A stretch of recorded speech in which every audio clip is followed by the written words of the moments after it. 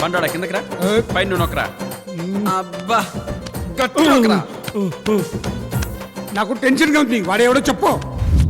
వాడి బ్యాక్గ్రౌండ్ నువ్వు వింటే నీ ఫోర్ గ్రౌండ్ తడిచిపోతుంది. వాడి వెనక దయ్యం ఉన్నాడా? పోయాడుగా. దావుతున్నాడా? దాక్కున్నాడుగా. మరి ఎవడో చెప్పు. నేనే ఇట్స్ మీ యార్. నేనే వాడి బ్యాక్గ్రౌండ్.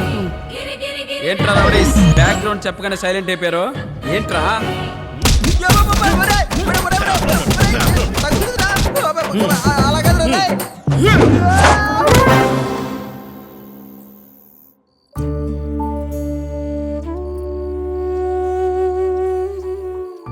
నీతో పాటే సంతోషాలు వెళ్ళిపోయాయి. మళ్ళీ మన ఇంట్లో నీ రాకతోనే సంతోషాలు తిరిగొచ్చాయిరా.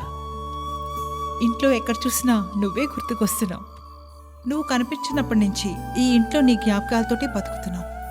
చాలా రోజుల తర్వాత మీ నాన్న ముఖంలో సంతోషం చూస్తున్నానమ్మా. మరెందుకు నాన్న ఈ కన్నీళ్ళు? నిన్నటి వరకు ఇవి కన్నీళ్ళమ్మా. ఈ రోజు నుంచి ఇవి ఆనంద బాష్పాలు.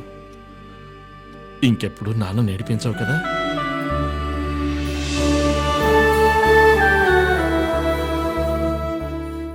నందు అంటే అంత ఇష్టమా? నందు అంటే ఇష్టం కాదమ్మా, నా ప్రాణం. అంటే నువ్వు నా ప్రాణం.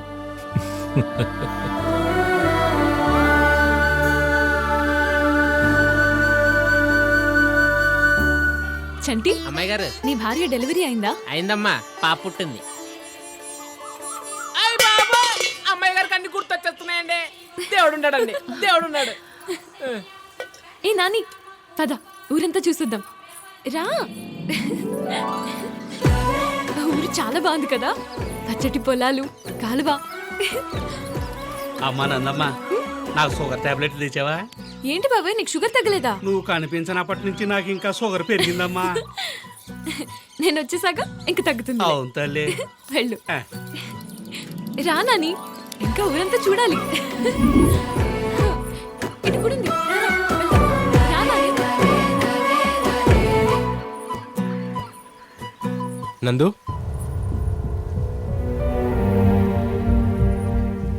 నాకెందుకు అబద్ధం చెప్పావు? నిన్నెంతగా అభిమానిస్తున్న ఊరు, నిన్నెంతో ప్రేమిస్తున్న మీ అమ్మా నాన్న, వీళ్ళందరినీ వదిలేసి హైదరాబాద్ ఎందుకు వచ్చావు? అసలు నక్షత్రగా పేరు మార్చుకుని నా దగ్గర ఎందుకు నటించావు? నేను నీకెప్పుడు అబద్ధం చెప్పలేదు నాని. నేను నందుని కాదు, నక్షత్రని. నందు వేరు. తనకి సంతోషానికి అర్థం తెలుసు, బాధ బరువెంతో తెలుసు, కన్నీటి విలువెంతో తెలుసు. తన గురించి నాకు తెలుసు. అందరికీ సంవత్సరానికి ఒకసారి సంక్రాంతి, ఈ ఊరికి వారానికి ఒకసారి సంక్రాంతి. సాటర్డే సండే వచ్చిందంటే చాలు, ఆ ఊర్లో నందు హడావిడి స్టార్ట్ అవుతుంది.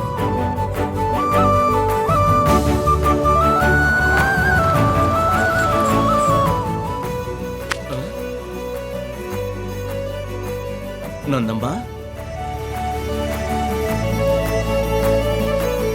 తాత ఏంటి స్వీట్స్ మానేసినట్టున్నా? అవునమ్మా, ఈ మాయదారి షుగర్ వల్ల మా అనేక తప్పట్లేదమ్మా. నానా నందు, ఏంటి అమ్మాయి గారు రాకముందే ఓ తినేస్తున్నారు? వచ్చేసింది కదరా.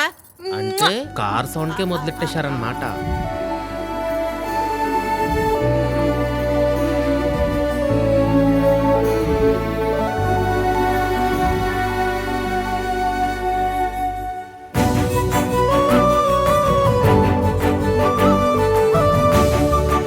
జై కృష్ణ.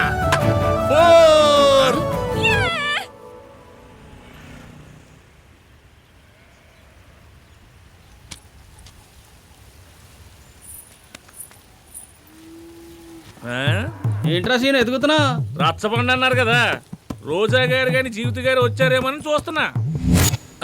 రాలేదా? చెప్పండి అయ్యా. రైతంటే పంట పండించడానికి అప్పులు చేసేవాడే గాని 4 గింజలు తినే యోగం లేనివాడైపోయాడయ్యా. పిల్లల్ని బడికి పంపిద్దామంటే ఫీజులకి డబ్బులు కూడా లేవు బాబు. చదువు మాట అటు ఉంచొద్దునా, పిల్లలకి కడుపు నిండా కూడెట్టడానికి కూడా కష్టంగా ఉందయ్యా. వరదలొచ్చి పొలము పుట్ర అన్నీ కొట్టుకుపోయి ఇప్పుడిప్పుడే నిలదొక్కుంటుంటే బాకీ అంతా కట్టమంటున్నారంటయ్యా, లేకపోతే పొలం లాక్కుంటారంటండి అయ్యా. లాక్కోకుండా మీ అందరికి మంచాలేసి కాలొత్తమంటారా ఆయన్ని? ఉన్న పళంగా కట్టమంటే వాళ్ళు మాత్రం ఎలా కడతారయ్యా? ఈసారి పంటలు పచ్చగా ఉన్నాయి కదా. మళ్ళీ వరదలు రావని గ్యారంటీ ఏంటి? ఎలా ఇస్తామండి పంటలు పండకుండా? రాయ్, ఏంట్రా నోరులేస్తోంది? డబ్బులు తీసుకునేటప్పుడు కరుణించండి కాళ్ల మీద పడ్డారు, ఇప్పుడేంట్రా పౌరుషం పొడుచుకొస్తోంది? నువ్వు ఆపరా. అయినా రైతు రుణాలు ప్రభుత్వం తీరుస్తానంటుంది కదా. ఓట్ల కోసం నోటుకొచ్చినట్టు వాగుతారు వాళ్ళు. నోట్ల కోసం ఓటేసి వాళ్ళు చెప్పిందంతా వింటారు మీరు. ఈ రొట్టె వ్యాపారం మాకెందుకు గాని? మీరు కడతారా? నువ్వు కడతావా? ఏంటి సైలెంట్ గా ఉన్నారు? తలనొప్పొస్తే అమృతాంజనం రాసుకోమని చెప్తారు, ప్రతి ఒక్కడు చెప్పేవాడే, కానీ రాయడానికి ఎవ్వడూ రాడు. అదిరా అబ్బాయిలు, మీ అందరికీ 3 రోజులు టైం ఇస్తున్నా. ఈ లోపు డబ్బు మొత్తం కట్టకపోతే మీ పొలాలు మర్చిపోవాల్సిందే. నొక్కారుగా ఎక్కడ పడితే అక్కడ వేలి ముద్రలు.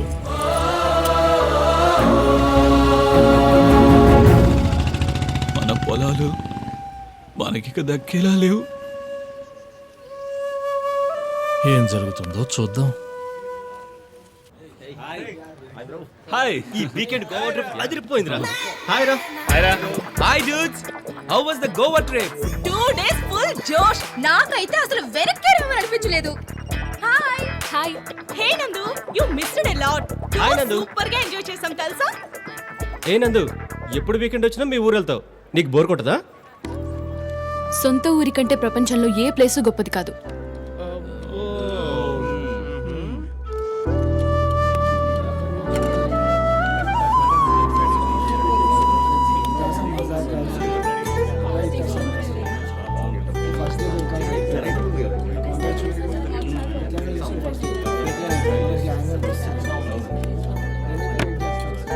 ఫ్రెండ్స్, మీతో ఒక 2 minutes మాట్లాడొచ్చా? Why not?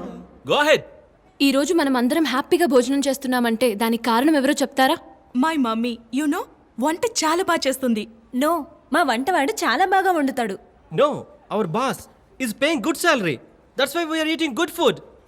That's it. No, రైతుల కష్టాల వల్లే ఈ రోజు మనం హ్యాపీగా భోజనం చేయగలుగుతున్నాం. Yes, he's right. రైతు కష్టపడి పండించకపోతే మనకి భోజనమే లేదు. నిజానికి మనం అందరం రైతు కుటుంబం నుంచి వచ్చిన వాళ్ళమే. No no, my father is a doctor.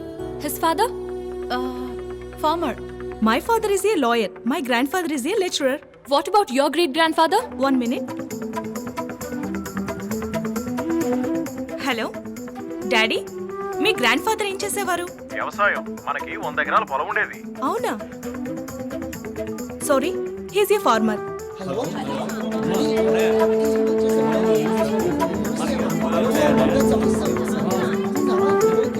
Yes, your right Nandu. మూలలోకి వెళ్తే మనందరం కూడా రైతు ఫ్యామిలీస్ నుంచి వచ్చిన వాళ్ళమే అనిపిస్తుంది. అయినా ఇప్పుడు ఈ సబ్జెక్ట్ ఎందుకు నందు? శాలరీ ఎక్కువ వస్తుందంటే మనం ఈ జాబ్ ని వదిలేసి ఎక్కడికైనా ఏ దేశానికైనా వెళ్ళిపోతాం. కానీ నష్టం వస్తుందని తెలిసినా రైతు పొలాన్ని మాత్రం వదలడు, మళ్ళీ పంట వేస్తూనే ఉంటాడు. రైతు పండించడం ఆపేస్తే ప్రపంచ దేశాలన్నీ యుద్ధాలతో కాదు, ఆకలితో చచ్చిపోతాయి. అలాంటి రైతు ఇప్పుడు ప్రాబ్లమ్స్లో ఉన్నాడు. రైతులు పరిస్థితులు అనుకూలించక, పంటలు చేతికి రాక, చేసిన అప్పులు తీర్చలేక భూమిని వదిలేసుకునే పరిస్థితి వచ్చింది. ఇది ఈరోజు మా ఊర్లో కావచ్చు, రేపు మీ ఊర్లో కావచ్చు. అయితే ఇప్పుడు ఏం చేయాలి నందు? మనది యంగ్ బ్లడ్. వీటికి పరిష్కారం చూపే శక్తి మన జనరేషన్కి ఉంది. అర్థం కాలేదు నందు. ఆ రైతుల్ని మనం ఆదుకోవాలి.